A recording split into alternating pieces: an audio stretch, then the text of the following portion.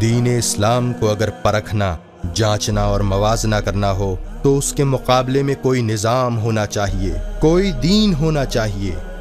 آپ یہ جان لیجئے کہ دنیا اب تک 3 طرح کے نظاموں سے واقف ہے۔ روئے زمین کا سب سے قدیم طرز نظام ہے دین الملک، با ادب، با ملاحظہ، ہوشیار، یعنی بادشاہ کا نظام، ملک کا نظام، سلطان اور ڈکٹیٹر کا نظام، یہ سب کے سب دین الملک کہلاتے ہیں۔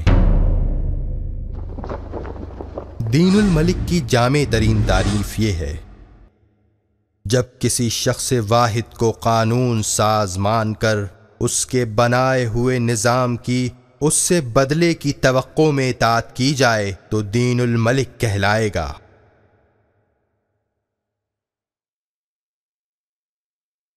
آج یہ نظام دنیا میں معدوم ہو چکا ہے۔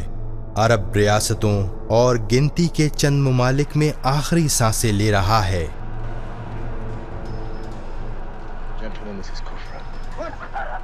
دنیا نے اس نظام کے جبر و ستم اور تباہیوں سے عاجز آ کر اس نظام کو رد کر دیا۔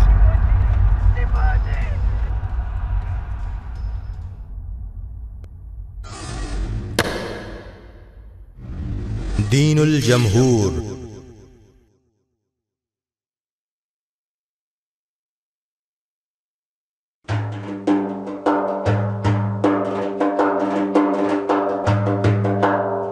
دین الجمہور، جسے ہم نظام جمہوریت کہتے ہیں، اس نظام کا آج کل بڑا چرچا ہے۔ جمہوریت کا نعرہ ہر ملک کی زبان پر ہے۔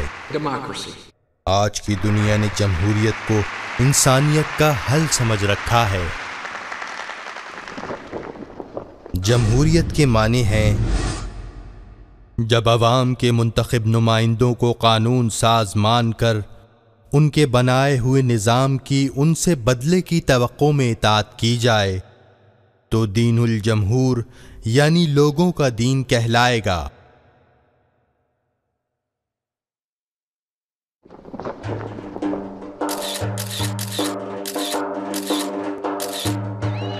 جب عوام اپنے نمائندوں کو منتخب کر کے ممبر آف پارلیمنٹ بنا کر اسمبلی میں بھیجتے ہیں، یہ نمائندے اسمبلی میں قانون سازی کرتے ہیں تو ان نمائندوں کا بنایا ہوا قانون نظام جمہوریت کہلاتا ہے۔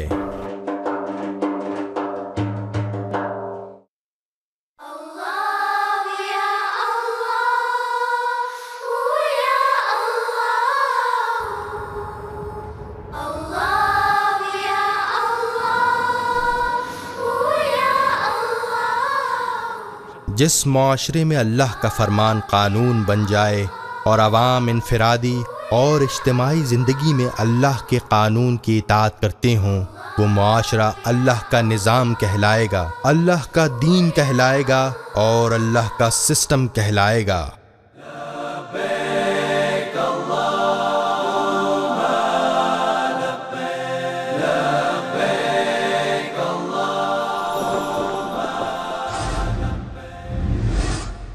جب اللہ کو قانون ساز مان کر اس کے بنائے ہوئے نظام کی اس سے بدلے کی توقع میں اطاعت کی جائے تو یہ دین اللہ کہلائے گا۔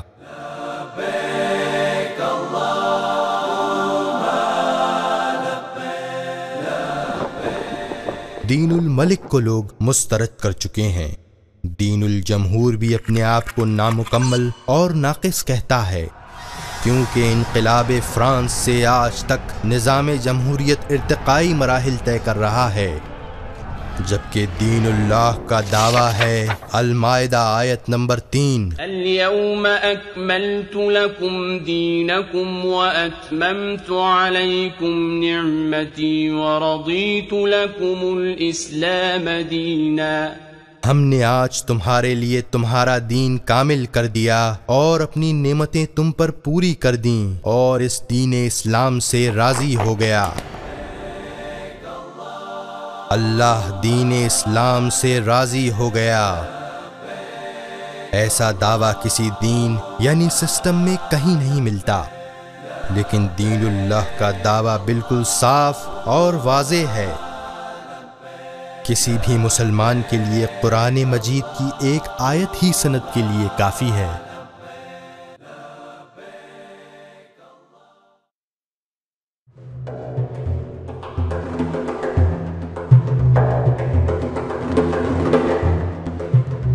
ہر نظام انسانی زندگیوں سے بات کرتا ہے۔ اگر کسی نظام کو پرکھنا ہو اور یہ دیکھنا ہو کہ یہ نظام مکمل ہے یا نامکمل، تو ہمیں انسانی زندگی کا بغور مطالعہ کرنا پڑے گا۔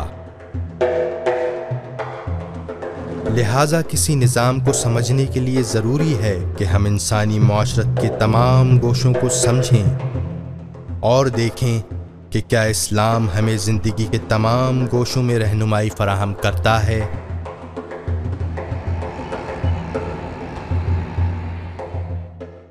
انسانی زندگی کے دو بنیادی گوشے ہیں، انفرادی زندگی اور اجتماعی زندگی۔ انفرادی زندگی کو سمجھنے کے لیے مزید 3 حصوں میں تقسیم کیا جا سکتا ہے: عقیدہ، عبادات، رسومات۔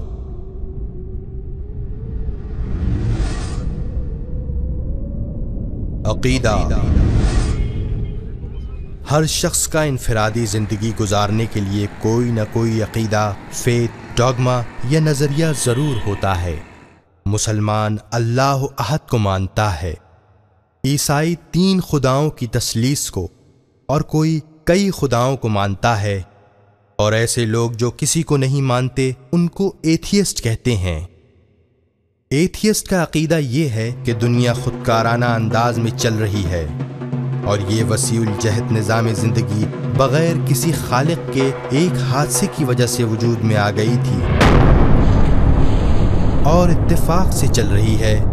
ایتھیسٹ کہتے ہیں کہ the nature is perfect۔ یہ ہے ایتھیسٹ کا نظریہ۔ جس نظریے کو یقین کی آخری حد تک مانا جائے وہ عقیدہ ہو جاتا ہے۔ عبادات جس شخص کا جیسا عقیدہ ہے ویسی ہی اس کی عبادات ہیں۔ جس نے اللہ کو مانا اس نے نماز کے لیے مسجد کا رخ کیا۔ جو خداؤں کی تثلیث کو مانتا ہے وہ عبادت کے لیے گرجا چلا جاتا ہے۔ جو کئی خداؤں کو مانتا ہے وہ مندر چلا جاتا ہے، اور جو کسی خدا کو نہیں مانتا وہ زمینی خداؤں میں الجھا رہتا ہے۔ رسومات عبادات سے رسومات جنم لیتی ہیں۔ زمین کے جس حصے میں جیسی عبادات ہوں گی وہاں رسومات بھی ویسی ہی ہوں گی۔ بسم اللہ الرحمن الرحیم۔ اللہ اکبر، اللہ اکبر۔ مسلمان گھرانے میں بچہ پیدا ہوتا ہے تو اس کے کان میں اذان دی جاتی ہے۔ سب سے پہلے اللہ کے بابرکت نام سے بچے کی سماعت و جسم و جان روشن کیے جاتے ہیں، عقیقہ کیا جاتا ہے، ختنہ کیے جاتے ہیں۔ جبکہ خداؤں کی تثلیث کو ماننے والا بچے کو بیپٹسٹ کرتا ہے۔